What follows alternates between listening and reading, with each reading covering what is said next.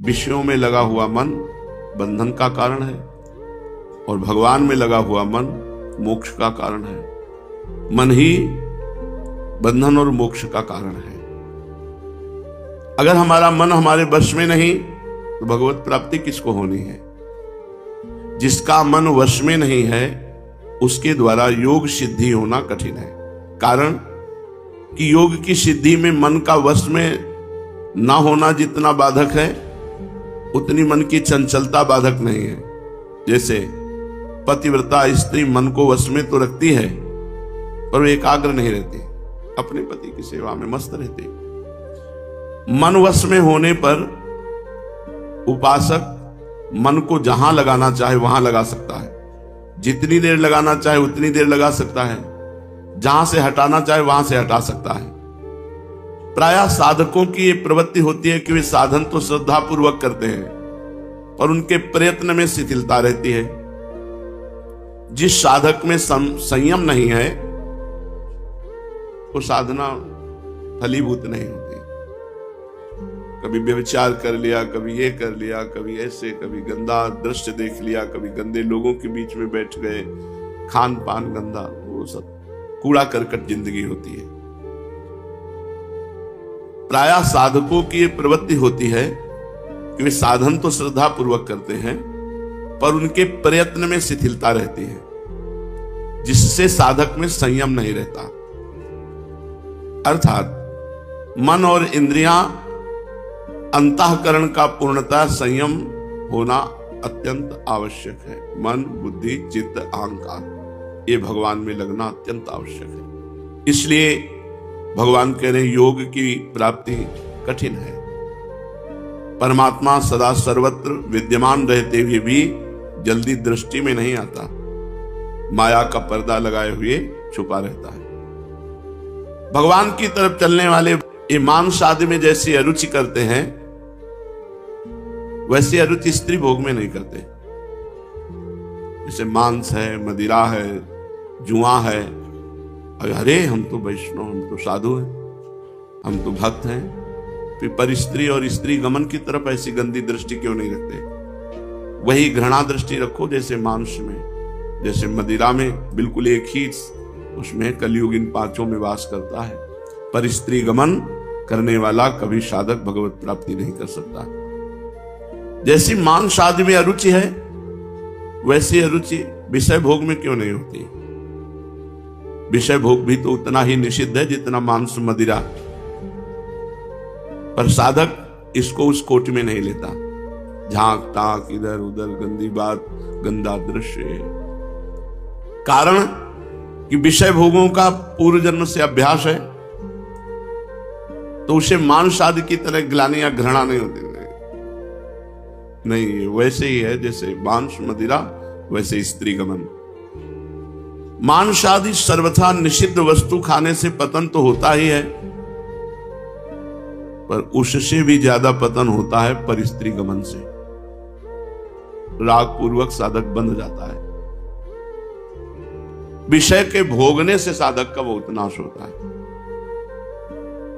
कारण कि मांस आदि में तो बुद्धि रहती है, निषिद्ध वस्तु है, ऐसी भावना रहती है, पर भोगों में ये निषिद्ध है ऐसी भावना नहीं रहती। इसीलिए भगवत प्राप्ति कठिन है। भोगों के जो संस्कार भीतर बैठ जाते हैं बड़े भयंकर होते हैं। हफ्ता 10 दिन ठीक चलोगे, फिर एक भूत सा आएगा और तुम्हें भ्रष्ट कर देगा। वही वासना का भूत आएगा। 8-10 दिन बढ़िया चलोगे, फिर भ्रष्ट हो जाओ, फिर 8-10 दिन बढ़िया, फिर भ्रष्ट चले, क्योंकि तुम्हारी महत्व बुद्धि बैठ गई है। उसमें घृणा बुद्धि नहीं है, उसमें यह नहीं कि अगर ये किया तो भगवत प्राप्ति नहीं होगी। मांस आदि खाने से जो पाप लगता है वो दंड भोग करके नष्ट हो जाता है, शारीरिक भयंकर पीड़ा मिलती है। परंतु पर स्त्री गमन करने वाला या पर पुरुष गमन करने वाली, उसके पाप तो बने ही, संस्कार भी बन गए। अब अगला जन्म होगा तो वही गंदे संस्कार। जन्म जन्मांतर तक विषय भोगों में और विषय भोगों की रुचि में और उनके परिणाम पापों में वो भोगता रहता है, उसी में पचता रहता है। तात्पर्य है साधक के अंतःकरण में उतनी ही घृणा होनी चाहिए जितनी शराब से, मदिरा पीने से जैसे घृणा, मांस खाने से घृणा, जुआ खेलने से घृणा, हिंसा करने से घृणा, ऐसे स्त्री भोग से भी घृणा, बिल्कुल उसी सीमा में। जिसका मन विषय भोगों की तरफ रुचि करता है तो साधन तो परमात्मा का करता है, पर रुचि उसकी भोगों में होती, इसलिए भगवान नहीं मिलते। इसीलिए मन और इंद्रियों को अपने वश में नहीं कर पाता, इसलिए उसको योग की प्राप्ति में, भगवत प्राप्ति में बड़ी कठिनता होती है। वश्यात्मना तु यतता शक्यो वाप्तुम उपायतः, परंतु जो तत्परता पूर्वक साधन में लगा हुआ है, जो भगवत प्राप्ति के लिए थोड़ा आहार करता है, देखो आगे, तत्परता पूर्वक आने के लिए ज्यादा आहार नहीं, बोलने की भी हिम्मत न रह जाए, मारो इस अहंकार को, देहाभिमान को, अविद्या को। कोरी अविद्या है पंचभूतों का शरीर, ये मैं नहीं हूं, कोरी अविद्या है। बस इतना दो जितना, जैसे गाड़ी से हमें चल करके अमुक जगह जाना है तो इतने लीटर पेट्रोल की जरूरत है, उतना डाल दो, बस ये गाड़ी है, ये मैं नहीं हूं। उपयोगी सात्विक थोड़ा आहार मान लो। अगर भगवत प्राप्ति करना है तो इंद्रिय और मन को वश में करना है।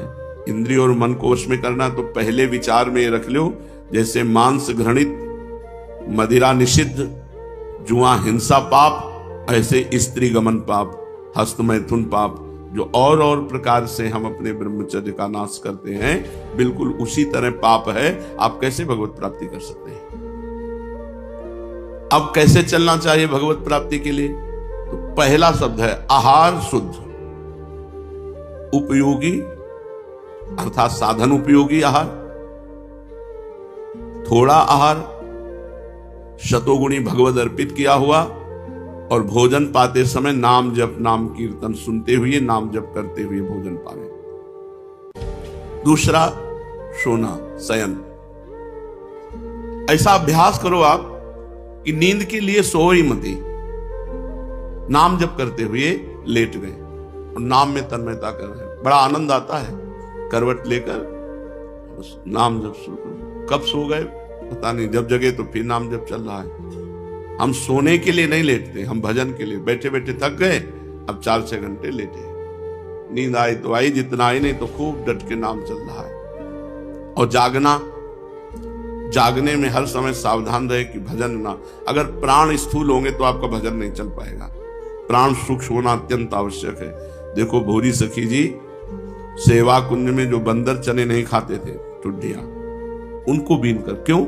प्राण सूक्ष्म हो जाते हैं। अल्पाहार तो प्राण सूक्ष्म हो जाते हैं। मोटा स्थूल प्राण तो उसकी श्वास प्रश्वास इतनी जल्दी आती जाती है कि उसका क्रम ही नहीं बन पाता भजन का। भजन का क्रम है कि कम से कम 10-15 नाम तो एक श्वास में निकले। श्वास ऊपर गई, 10-15 नाम, श्वास नीचे गए, 10-15 नाम, श्वास चल रही कि नहीं ये भी पता न चले। शांत स्थिति में प्राणवायु एकदम सूक्ष्म हो गई।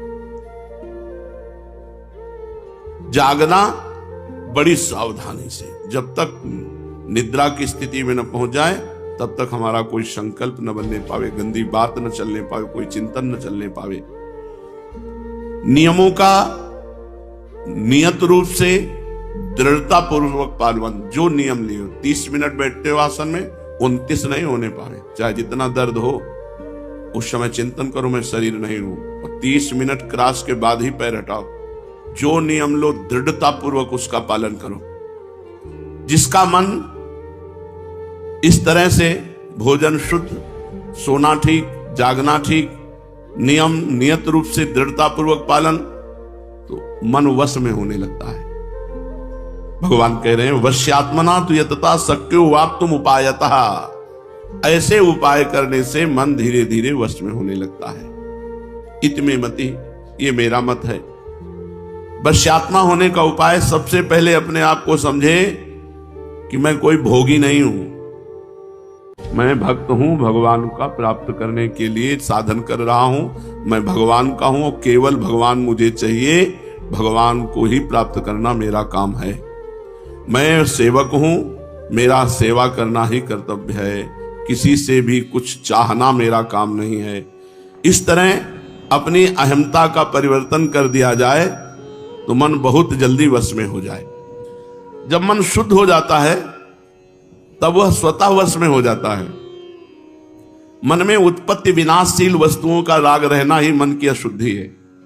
मन अशुद्ध है, इसकी पहचान सांसारिक भोगों में रुचि होना अशुद्ध मन का लक्षण है। जब साधक का एक भगवान का दृढ़ उद्देश्य हो जाता है, जिसके मन में उत्पत्ति विनाशशील भोगों की नहीं, भगवान की प्राप्ति की चाह है, उसका मन शुद्ध माना जाता है। व्यवहार में साधक के सावधानी रखे कि कभी किसी अंश में पराया हक न खा जाए, फिर बुद्धि भ्रष्ट हो जाएगी। दूसरे का धन नहीं, दूसरे का भाग नहीं, दूसरे का हिस्सा नहीं। बहुत खान पान व्यवहार में सावधानी रखे, क्योंकि पराया हक खाने से बहुत जल्दी मन अशुद्ध हो जाता है। कहीं नौकरी मजदूरी करे तो जितना काम किया उतना ही पैसा ले, इससे अधिक बेईमानी नहीं, उससे अधिक पैसा ना ले। व्यापार करे तो वस्तु का तौल नाप गिनती, हमसे पाई भर ज्यादा चला जाए, किसी की कम तौल ना हो, किसी का नुकसान ना करे, कम ना हो। अगर मालिक हो तो समय से पैसे मजदूरों को दे, उनको रुलाए नहीं। जितने पैसे बनते हैं उनसे 1 रुपया अधिक ही दे, कम ना करे। अगर आपका व्यवहार शुद्ध रहा, दूसरे का हक नहीं मारा, संयम नियम से चल रहे, मानो गृहस्थ हैं और नाम जप कर रहे हैं, पर स्त्री आदि से बचे हुए हैं, तो उनका मन शुद्ध हो जाएगा। जब भगवान ने यह बात कही कि इंद्रिय और मन यदि वश में नहीं है तो ऐसे को भगवत प्राप्ति होना बड़ा कठिन है, तो अर्जुन जी के हृदय में प्रश्न आ गया, फिर उनका क्या होगा? जिनकी इंद्रियां और मन वश में नहीं है, उनको भगवत प्राप्ति तो होगी नहीं, तो उनका क्या होगा? उनकी क्या दशा होगी? अयति ही श्रद्धयोपेतो योगाचलित मानसः अप्राप्य योग्य संसिद्धिं काम गतिम कृष्ण गच्छति। हे कृष्ण, अयति श्रद्धयोपेतो योगाश्चलति मानसा,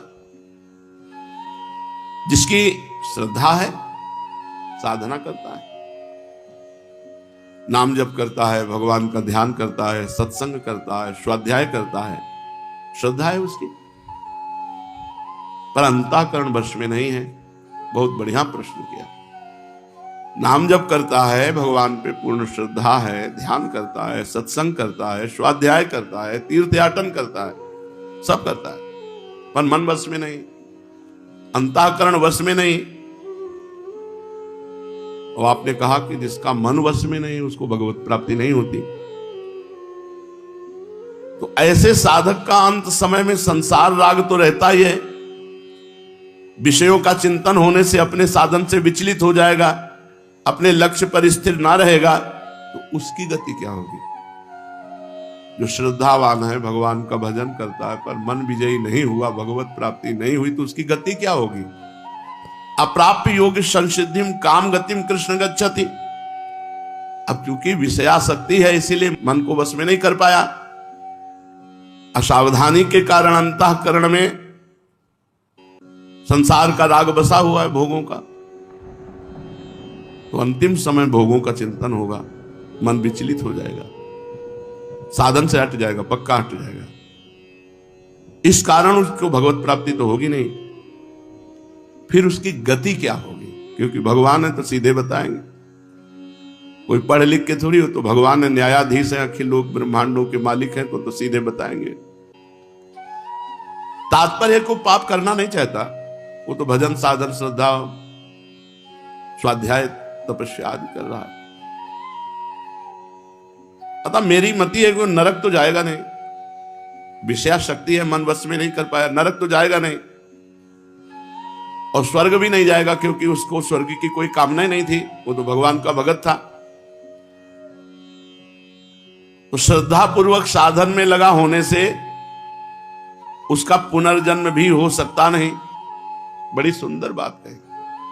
वो भजन करता है, साधन करता है, भगवान की कथा सुनता है, सत्संग सुनता है, धामवास करता है, पर मन चंचल है, मन को वश में नहीं कर पाया। और आप कहते हैं जो मन को वश में नहीं कर पाएगा वो भगवत प्राप्ति नहीं कर पाएगा, तो फिर उसकी गति क्या होगी? क्योंकि भजन साधन कर रहा है, विषय भोगों के प्रति प्रीति है, तो अंतिम समय कोई भगवान का ध्यान आएगा नहीं, इसलिए वो उसका भगवत प्राप्ति तो होगी नहीं। और नरक जाएगा नहीं क्योंकि भगवान का नाम जपता रहा है, और स्वर्ग जाएगा नहीं क्योंकि स्वर्ग की इच्छा नहीं रही, और अगला जन्म होगा नहीं क्योंकि भगवान का भजन करता रहा। तो गति क्या होगी उसकी? हे कृष्ण, उसकी क्या गति होगी? कश्चिन्नो भय विभ्रष्ट छिन्नाभ्रमिव नश्यति अप्रतिष्ठो महाबाहो विमूढ़ो ब्रह्मण पथि। हे महाबाहो, क्या वो दोनों तरफ से भ्रष्ट हो जाएगा, छिन्न भिन्न हो जाएगा? न परमार्थ बना न व्यवहार बना। अप्रतिष्ठो महाबाहो विमूढ़ो ब्रह्मणा पथि। वो सांसारिक स्थिति से तो पहले ही हट गया था। संसार के सुख, आराम, आदर, सत्कार, यश, प्रतिष्ठा की कामना छोड़ दी। खूब नाम जप कर रहा है, सत्संग कर रहा है, पाठ कर रहा है, पर मन चंचल है, मन वश में नहीं। स्वर्ग नरक आदि की तो कोई चर्चा नहीं।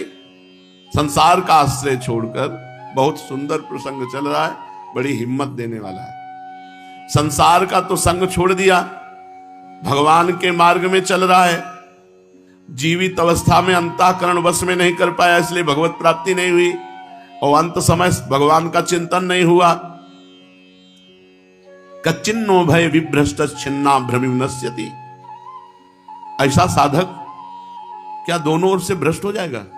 न संसार का रहा न भगवान का रहा। क्या वो बादलों की तरह छिन्न भिन्न नष्ट हो जाएगा जिसको भगवत प्राप्ति नहीं हुई? तात्पर्य है कि जैसे किसी बादल के टुकड़े ने अपने बादल को तो छोड़ दिया और दूसरे बादल तक पहुंच नहीं पाया, तो वायु बीच में उसे उड़ाकर छिन्न भिन्न नष्ट कर देती है। ऐसे ही साधक ने तो संसार का सहारा छोड़ दिया, भगवान का मार्ग लिया, पर भगवान की अंत समय स्मृति नहीं रही और मन वश में रहा नहीं, तो उसका तो क्या होगा? उसका क्या होगा?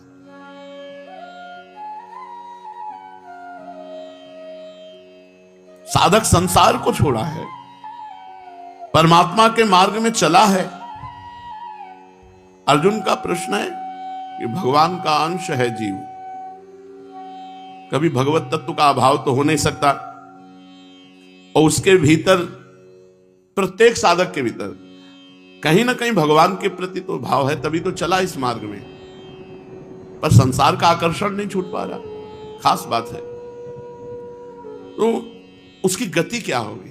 नरक जाएगा नहीं, स्वर्ग जाएगा नहीं, भगवत प्राप्ति हुई नहीं, तो क्या वो बादलों की तरह छिन्न भिन्न हो जाएगा? वो नष्ट हो जाएगा? हे भगवान, उसकी गति क्या होगी? बड़ा सुंदर प्रश्न किया अर्जुन ने। एतन्मे संशयं कृष्ण छेतुर्मर्हस्य शेषतः त्वदन्यः संशयस्यास्य छेता नाहृपपद्यते। हे कृष्ण, मेरे मन में संदेह आ गया है, मेरे इस संदेह का सर्वथा छेदन करने के लिए आपसे बढ़कर कोई योग्य नहीं है, क्योंकि आप पूरे विधाता हैं। क्योंकि संशय का छेदन करने वाला केवल आप ही है। निर्णय तो आप ही बता सकते हैं, आपके सिवाय दूसरा कोई हो नहीं सकता। परमात्म प्राप्ति के उद्देश्य होने से साधक पाप कर्मों से तो सर्वथा रहित हो गया, स्वर्ग की आकांक्षा नहीं, भगवत प्राप्ति नहीं हुई, क्या वो बादलों की तरह छिन्न भिन्न हो जाएगा? इस संशय का सर्वथा छेदन करने वाला अन्य कोई हो नहीं सकता, क्योंकि इस गुत्थी को केवल आप ही सुलझा सकते हैं। कोई विद्वान अटकल लगा सकता है, क्योंकि वो त्रिकालज्ञ तो है नहीं। इसका उत्तर वही दे सकता है जो त्रिकालज्ञ, तीनों कालों को जानता है, भूत भविष्य वर्तमान। त्रिकालज्ञ आप हैं। अतः ऐसे योग भ्रष्ट की क्या गति होती है? मेरे अंदर ये संशय है, इस संशय को आपके सिवाय कोई दूर नहीं कर सकता, आप इसे दूर कीजिए। श्री भगवान उवाच। भगवान बोले, बहुत सुंदर बोले, इसलिए बहुत हिम्मत करके अपने मार्ग में डटे रहने की जरूरत है। पार्थ नैवेह नामुत्र विनाशस्तस्य विद्यते, नहि कल्याण कृत कश्चित् दुर्गतिम तात गच्छति। हे पृथानंदन, उसका ना तो इस लोक में और ना परलोक में कहीं हानि नहीं हो सकती, उसका विनाश नहीं हो सकता, क्योंकि तात कल्याणकारी साधन करने वाला कोई भी मनुष्य कभी दुर्गति को प्राप्त नहीं होता। जो जिसको अंत काल में भगवान का स्मरण नहीं हुआ और जीवन भर साधन भजन करता रहा, मन और इंद्रियां वश में नहीं कर पाया, उसका कहीं पतन नहीं हो सकता, दुर्गति नहीं हो सकती। पहली बात तो भगवान ने निर्भय कर दिया, दुर्गति नहीं हो सकती, पतन नहीं हो सकता। पार्थ नैवेह नामुत्र विनाशस्तस्य विद्यते। हे पृथानंदन, सच्चे हृदय से साधन करने वाले मनुष्य का ना तो इस जन्म में पतन होता है और न मरने के बाद ही पतन होता है।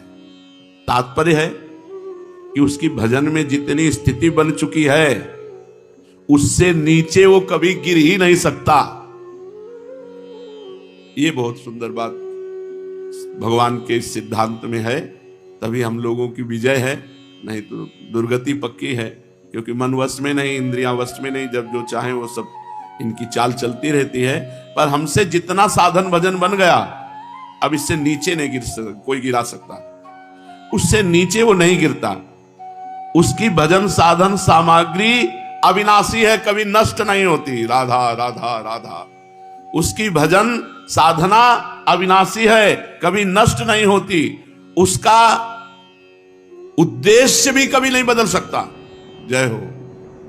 जैसे अपने लोग भजन में लगे, थोड़ा बारा जितना लगे हैं, तो आगे यही भजन बढ़ता चला जाएगा। उद्देश्य नहीं बदल सकता। हमारा जो उद्देश्य भजन का बना है, हमारी दुर्गति नहीं हो सकती, हमारा भजन नष्ट नहीं हो सकता, और हमारा उद्देश्य नष्ट नहीं हो सकता। उद्देश्य नहीं बदल सकता, चाहे वो जितनी बार जन्मे मरे। इसकी बात भगवान ने, बहुत धीमा साधन है तो कई बार जन्म मरण हो सकता है, लेकिन उसकी दुर्गति नहीं होगी, वो नरक नहीं जाएगा, उसका भजन नष्ट नहीं होगा, उसका उद्देश्य नष्ट नहीं होगा। जय हो। काफी तसल्ली मिली। भगवान बोल रहे हैं, कोई और थोड़ी बोल रहा है। हम तो कह रहे हैं कि ना होए भगवत प्राप्ति, यही बार बार होए कि राधा के कुंज में आके हे खूब कीर्तन सत्संग भजन पाठ पूजा, हमारी भगवत प्राप्ति इतने में काफी है?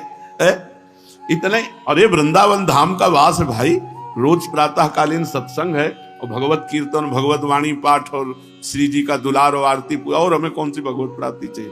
मतलब इतने से तो नीचे जाना नहीं, वृंदावन तो छूटेगा नहीं। जितनी स्थिति में आ गए उससे नीचे नहीं उतरना, इतनी काफी है। इतनी तो काफी आ गए कि वृंदावन धाम में वास मिल गया और रात दिन जैसा कुछ बनता है, भजन साधन बन रहा है, अब तो चिंता ही नहीं है। और देखो, ये धामवासियों की बात नहीं है, ये संसार की बात है, पूरे संसार की। धामवासियों का एक पर्सनल सूत्र है जो वृंदावन महिमामृत में लिखा हुआ है, उसको सुना है आपने। घोर पापी को भी भगवत प्राप्ति करानी मन। ये हमें हितधाम में अनुभव हुआ था कि जब वृंदावन में किसी का शरीर छूटता है तो वृंदा सखी की आज्ञा से सहचरियां आकर उसके कान में राधा नाम सुनाती हैं और वो श्री जी को प्राप्त हो जाता है। तो वो जी कीर्तनिया बाबा थे, उन्होंने कहा कहाँ लिखा, कहीं पढ़ा क्या आपने? उनका छाती में लिखा पाया है। आज रात्रि में हमको ऐसा अनुभव हुआ। तो उनका हाँ, शरणानंद जी कहते थे, जब उनसे कोई कहता था कि ये किस शास्त्र में लिखा है, तो बोले लिख लो, नया शास्त्र बना लो, नया शास्त्र बना लो। तो जे रेणु पर मरिबो मंगल आए। कैसे मंगल होता है? सहचरिया कान में आके राधा नाम सुना देते हैं। जितनी भजन की स्थिति बन गई है, इससे नीचे तो कभी उतरना नहीं, नरक जाना नहीं, दुर्गति होनी नहीं। हाँ, जन्म मरण कई लग सकते हैं, क्योंकि शिथिल साधन होने पर तो कोई घाटे का सौदा तो है नहीं। जन्म और मरण मूर्छा में होता है। जीव को इतना कष्ट होता है कि वो मूर्छित हो जाता है। मूर्छित अवस्था में बाहर निकलता है गर्भ से, और मूर्छित अवस्था में ही मृत्यु होती है। भयंकर कष्ट में मूर्छा आ जाती है। उसका पतन नहीं हो सकता। जैसे भरत मुनि भारतवर्ष का राज्य छोड़कर एकांत में गंडकी नदी के किनारे तपस्या करते थे। वहां दया परवश होकर वे हरिण के बच्चे में आसक्त हो गए और अंतिम समय उनका स्मरण हिरण का ही हुआ, तो उनको अगला जन्म जो है हरिण का हुआ। परंतु जितनी तपस्या त्याग भजन भरत के शरीर में था उतने हिरण के शरीर में था। गंडकी नदी में ही शरीर को खड़ा करके निरंतर भगवान के भजन में डूबे रहते।